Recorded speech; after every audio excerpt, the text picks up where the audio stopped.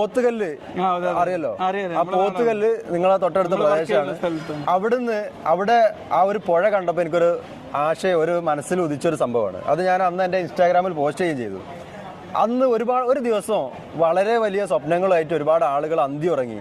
പിറ്റേ ദിവസം പല ആളുകളും ഉണർന്നിട്ടില്ല. പല ആളുകളെ ഈ പോത്തുകല്ല് ആ പാലത്തിൻ്റെ തൊട്ട് താഴത്തുനിന്ന് JCB ആണ് മാന്തിയെടുത്തത്.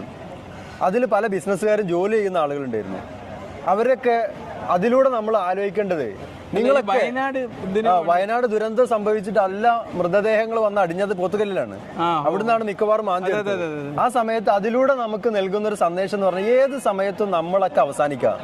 നമ്മൾ ഒരു ബിസിനസ്സുകാരനെ സംബന്ധിച്ചിടത്തോളം നമ്മൾ അവസാനിച്ചു കഴിഞ്ഞാൽ നമ്മളെ വീട്ടുകാരെ സംബന്ധിച്ച് നമ്മൾ എന്താണ് ചെയ്തതെന്ന് അവർക്ക് കൃത്യമായിട്ട് അറിയില്ല. ഒരുപാട് കാര്യങ്ങൾ ചെയ്യുന്നുണ്ടാവും.